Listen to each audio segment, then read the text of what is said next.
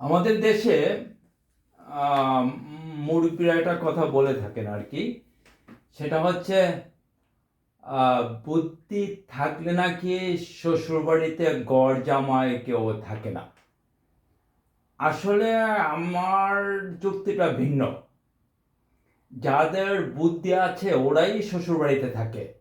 কারণটা হচ্ছে যে শ্বশুরবাড়ি থাকলে আপনার টাকা পয়সা কোনো খরচ নাই।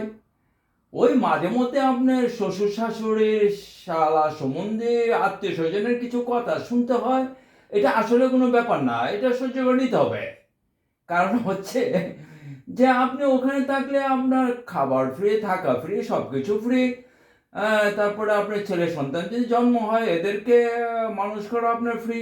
কারণ নানা নানি আছে, মামারা আছে, মানে শালা সম্বন্ধীরা আছে, ওরা কয়েক কথা বলবে, আবার ওদেরকে আপনি সাহায্য করবে। যার কারণে আপনাকে এগুলি সহ্য করে নিতে হবে। তার জন্য আমি বলি যে শ্বশুরবাড়ি থাকাটা বোকামের ব্যাপার না, এটা চালাকির ব্যাপার। যারা চালাক আর কি, আমার মতন আর কি, ওরা শ্বশুরবাড়ি থাকে।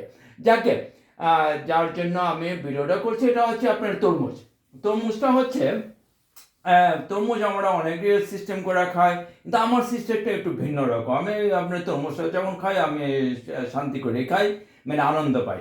তাহলে তরমুজটা কাটার কি সিস্টেম? তরমুজটা কাটার সিস্টেম হচ্ছে আপনার তরমুজটা আপনি একটা ছুরি দিয়ে কাটবেন। যদি আমি তরমুজটা আগে কেটে রেখেছি বোঝানোর জন্য, এভাবে কেটে তারপরে আপনার এটা রাখবেন। রাখার পর আপনার তারপরে আপনি এখান থেকে সুন্দর করে তরমুজটা তরমুজ নেবেন, মানে মাংসটা আর কি।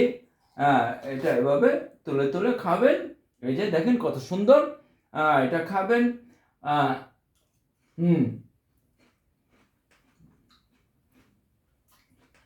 টেস্টি। হুম, তো এটা খাওয়ার পর আপনার এটার ভিতরে যে আপনাকে দেখাচ্ছি আমি, এটার উপরে আপনি যেভাবে খাওয়ার পর এটা দিন দিন আপনি যদি এভাবে খান কয়েকবার, তরমুজটা নষ্ট হবে না। তারপর এটার যে তরমুজের একটা রস আছে, রসটা থেকে যায়। রসটা থেকে যাওয়ার পর আপনার তরমুজটা ভালো থাকে। তো ভালো থাকার কারণটা হচ্ছে আপনার যে ওখানে আপনার বাতাসটা যাচ্ছে না। তারপর আপনার ওই যে তরমুজের রসটা আছে, মিষ্টি রসটা, ওইটা ওইটা আপনাকে ওই মাংসটাকে মানে আপনার ভালো রাখে। তারপর আপনার খাওয়া দাওয়া শেষ, আপনি মনে করেন একবার খাইলেন, খাওয়ার পর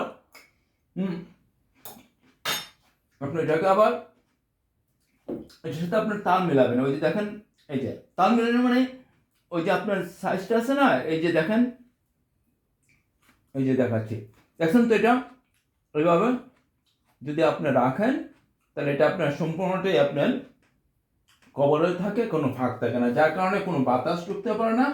বাতাস যদি না ঢুকতে পারে তাহলে তরমুজটা আপনার ভালো থাকে। আশা করি আপনারা বুঝতে পারছেন। ভালো থাকেন সবাই, খোদা হাফেজ।